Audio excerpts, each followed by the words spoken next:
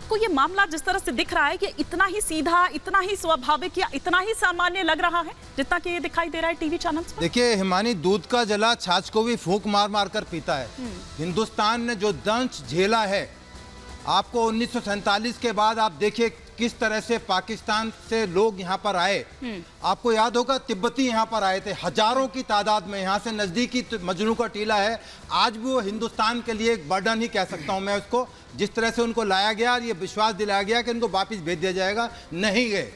71 की वार बांग्लादेश वार हुई, उसके बाद जिस तरह से घुसपैठिए आए दिल्ली के अंदर, नोएडा के अंदर, पूरे हिंदुस्तान में बांग्लादेशी आ गए। उनको शरणार्थी का दर्जा दिया गया।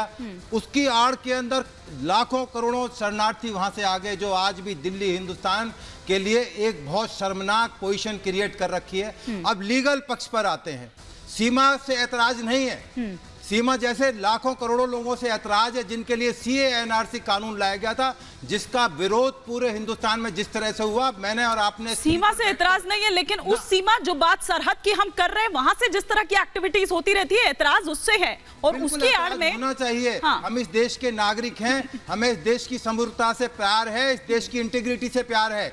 एक सीमा ने लाखों सीमा लाने के लिए तैयार हैं, परंतु जो तरीका जो अपनाया गया गैर कानूनी तरीका, क्योंकि फॉरेनर्स एक्ट के अंदर ये एक ऑफेंस की कैटेगरी में आता है। एक सीमा को हम माफ करते हैं। हमने तो अदनान सामी से लेकर कितने लोगों को, पाकिस्तान के मुस्लिम को हमारे यहाँ मान्यता दी, उनको संरक्षण दिया, उनको नागरिक बनाया, हिंदुओं को नागरिक बनाया। मजनू टीला आप जाइए, कैंप्स के अंदर पाकिस्तानी हिंदू वहां पर रह रहे हैं, तमाम सरकारी सुविधाएं, बिजली, पानी उनको मुहैया कराई जा रही हैं। सीमा से ऐतराज नहीं है। मैं दोबारा इस बात को कह रहा हूं, ऐतराज ये है कि जिस तरह से PUBG से या वो एक प्यार, ये पॉलिटिकल असाइलम का मसला नहीं है। ये जो फिल्मी नाटक जिस तरह से आप पिक्चरों में देखते हैं कि प्यार, बॉर्डर के उस पार का प्यार, इस पार के वो प्यार, उससे भी कोई ऐतराज नहीं है। ऐतराज और शक है।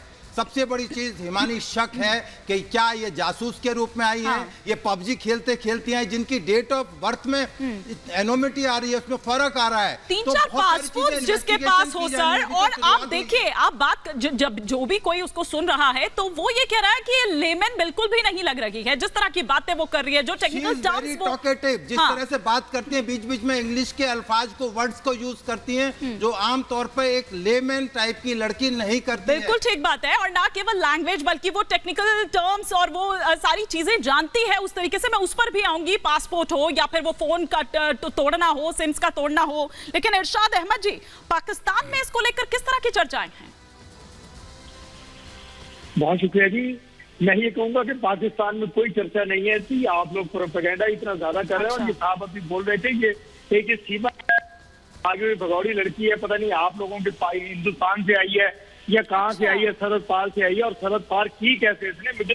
मैं तो सवाल ये उठा रहा हूँ सुबह से आपके चैनल पर कि आपकी सिक्योरिटी एजेंसीज बॉर्डर पे कर क्या रही हैं कि इस तरह ये हो जाती है आपके हिंदुस्तान में, और आप इतना चर्चा उसको दे रहे हैं, इसको वैल्यू क्यों दे रहे हैं इतनी? ये मैं नहीं समझता कि इस वैल्यू के काबिल है ये लड़की। और इसके साथ जो लड़का है आपका, देखिए कि जो हूर के पहलू में लंगूर वाली बात है कि ये क्या वाकई इससे मोहब्बत ये चाहिए थी इसको करनी।